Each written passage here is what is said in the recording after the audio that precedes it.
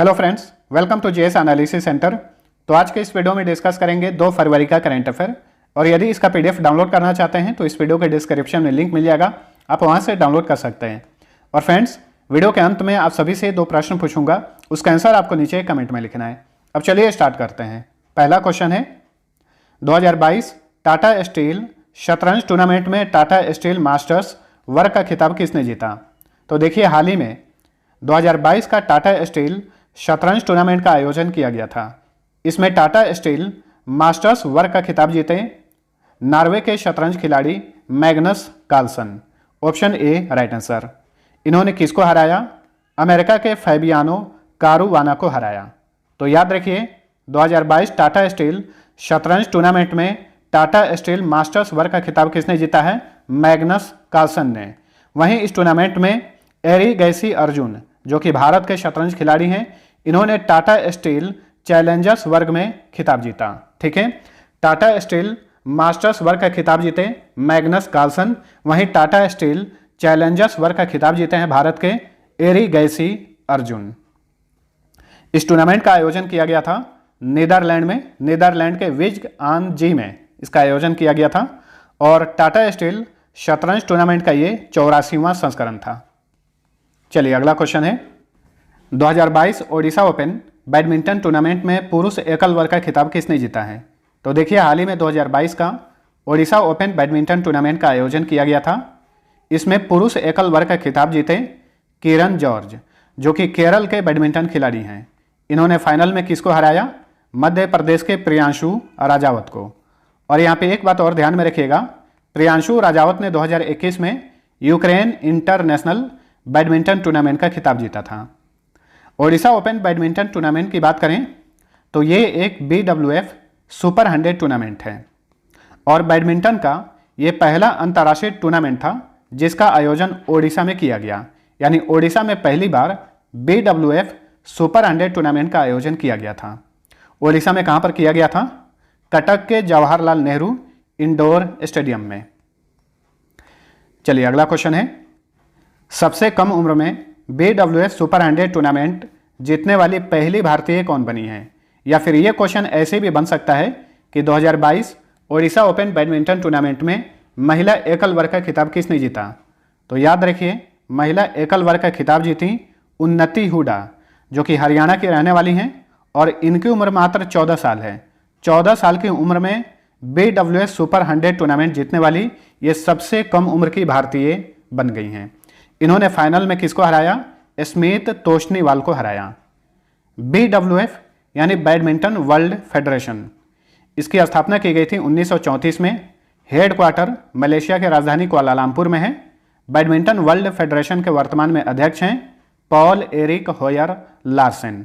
अच्छा ध्यान रखिएगा, कुआलालंपुर में AFC यानी एशियन फुटबॉल कॉन्फेडरेशन का भी मुख्यालय है।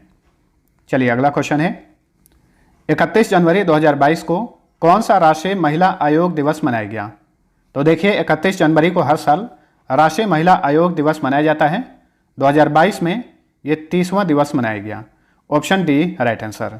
इसी अवसर पर वर्चुअली तरीके से एक कार्यक्रम का आयोजन किया गया था और इस कार्यक्रम को संबोधित किए प्रधानमंत्री नरेंद्र मोदी और इस कार्यक्रम का थीम था शी द चेंज मेकर। राष्ट्रीय महिला आयोग की बात करें तो इसकी स्थापना की गई थी 31 जनवरी 1992 को। राष्ट्रीय महिला आयोग का मूल उद्देश्य महिलाओं को प्रभावित करने वाले सभी नीतिगत मामलों पर सरकार को सलाह देना है। वर्तमान में राष्ट्रीय महिला आयोग की अध्यक्ष हैं रेखा शर्मा। राष्ट्रीय महिला आयोग की प्रथम अध्यक्ष थी जयंती पटनायक। नेक्स्ट, भारत का पहला स्पोर्ट्स यूनिकॉर्न कौन बना है? अच्छा, ये यूनिकॉर्न क्या होता है सबसे पहले ये जान लीजिए। जब भी कोई स्टार्टअप या फिर नई कंपनी $1 बिलियन यानी $1 अरब के आंकड़े को छू देती है, $1 अरब का उसका मार्केट कैप हो जाता है, तो वो कंपनी जो है यूनिकॉर्न की श्रेणी में आ जाती है, उसे यूनिकॉर्न कंपनी कहा जाता है। उसी तरह से भारत का पहला स्पोर्ट्स यूनिकॉर्न बना है चेन्नई सुपर किंग्स, जो कि भारत की IPL टीम है। चेन्नई सुपर किंग्स का जो मार्केट कैप है वो $1 बिलियन क्रॉस कर गया है, यानी $1 अरब जो है क्रॉस कर गया है।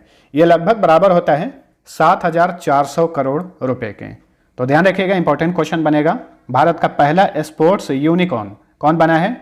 Chennai super Kings.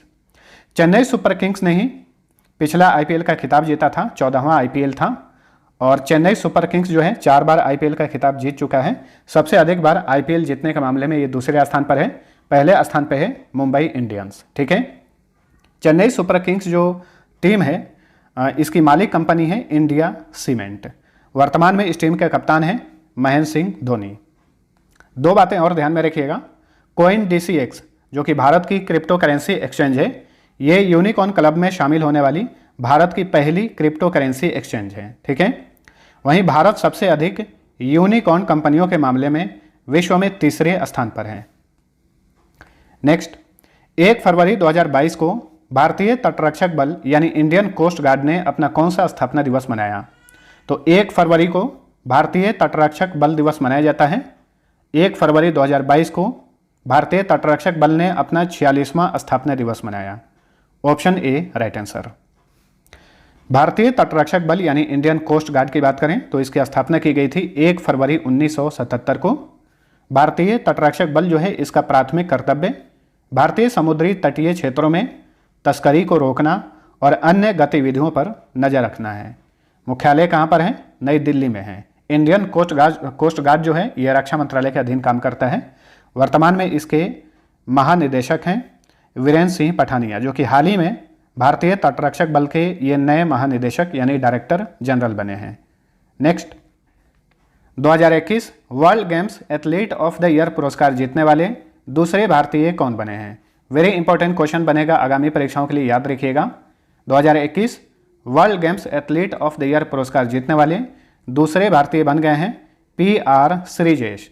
Option B right answer. PR Sreejesh जो हैं ये इंडियन हॉकी प्लेयर हैं। 2021 में इन्हें goal keeper of the year का भी पुरस्कार दिया गया था, इसे भी याद रखिए।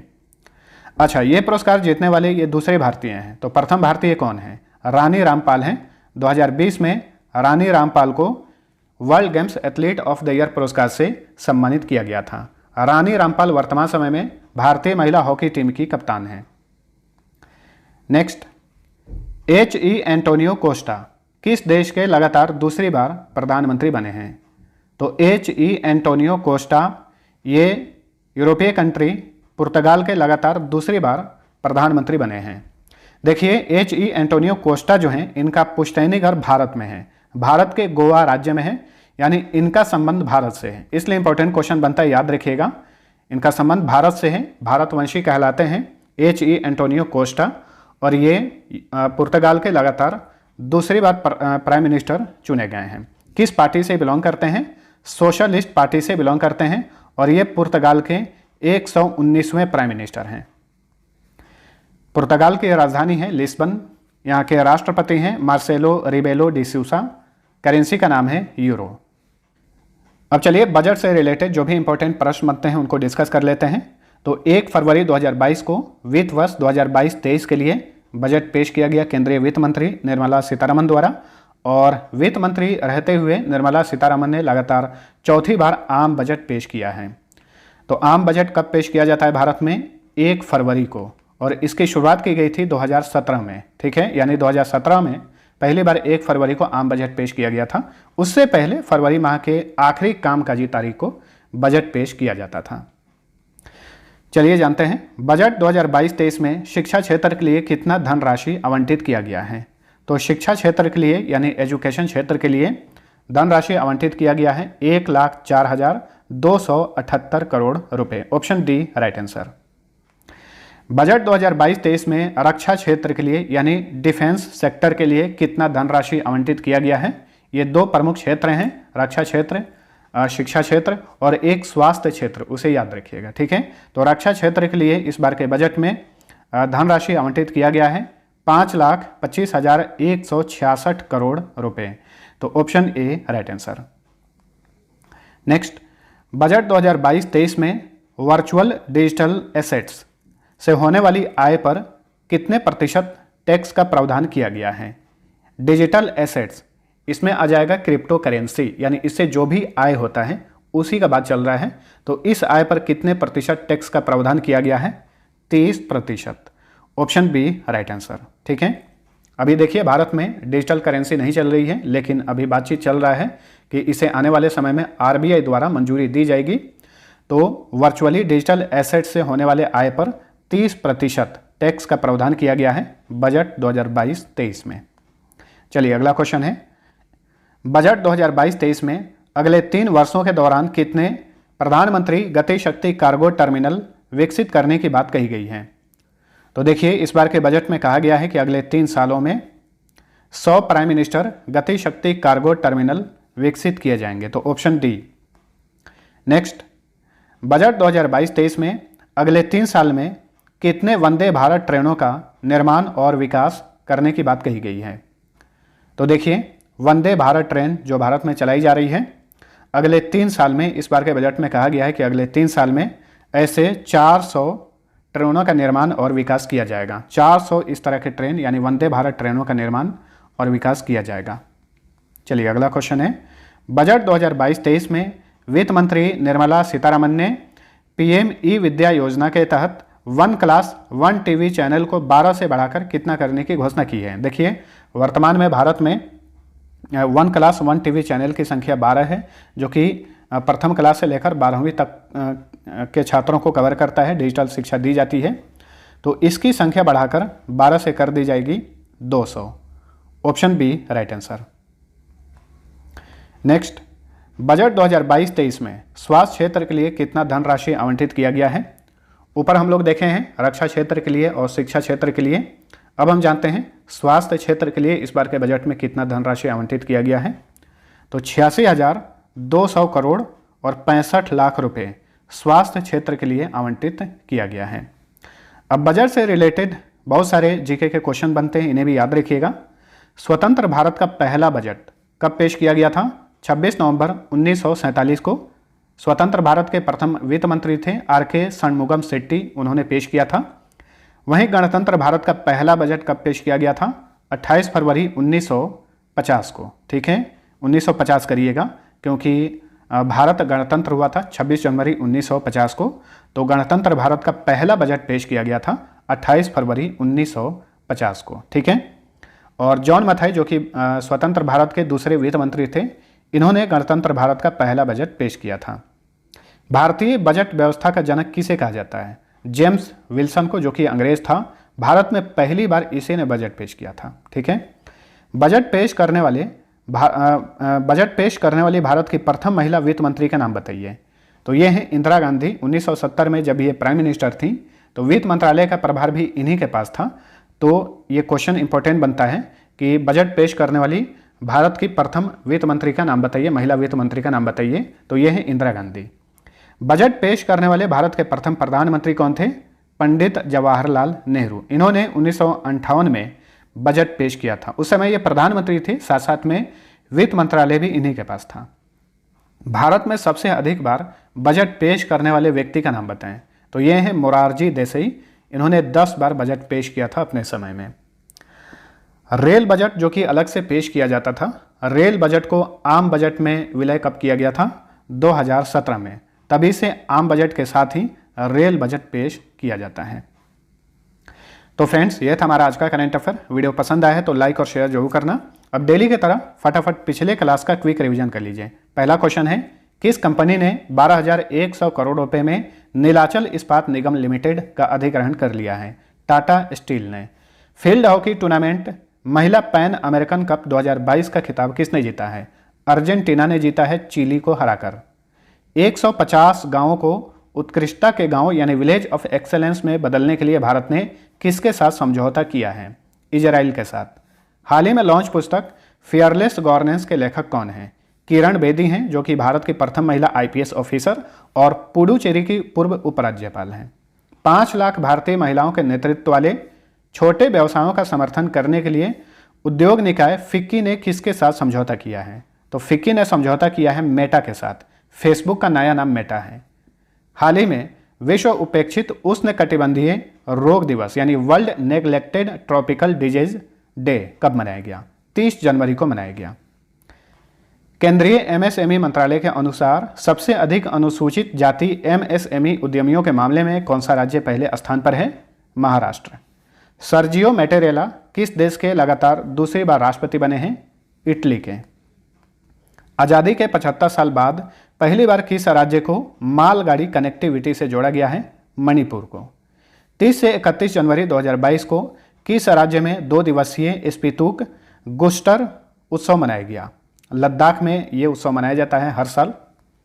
किस इस्लामिक देश में हाल ही में पहली बार योग महोत्सव आयोजित किया गया? सऊदी अरब में। मुंबई स्थित online gaming company games 24x7 के ब्रांड एम्बेसडर कौन बने हैं? अभिनेता ऋतिक रोशन। अब फटाफट पिछले क्विज का आंसर जान लीजिए। पहला क्वेश्चन था, राष्ट्रीय बिलियर्ड चैंपियनशिप 2021 का खिताब किसने जीता है? पंकज अडवाणी ने जीता है। ये महाराष्ट्र के रहने वाले हैं। दूसरा क्वेश्चन था, आगामी बीजिंग शीतकालीन ओलंपिक 2022 के लिए भारतीय दल के शेफ डे मिशन कौन नियुक्त हुए हैं? राइट आंसर था ऑप्शन ए, हरजिंदर सिंह। अब चलिए आज का पहला क्वेश्चन है, किस यूनिवर्सिटी के शोधकर्ताओं ने हाल ही में दुनिया का पहला कोविड-19 स्टेनलेस स्टील विकसित किया है? दूसरा क्वेश्चन है, किस राज्य सरकार ने राज्य के पुलिस विभागों में सभी रैंकों पर ट्रांसजेंडरों को 1% आरक्षण देने का फैसला किया है? दोनों क्वेश्चन का आंसर नीचे कमेंट करके बताइए। मिलते हैं अगले वीडियो में, तब तक के लिए टेक केयर।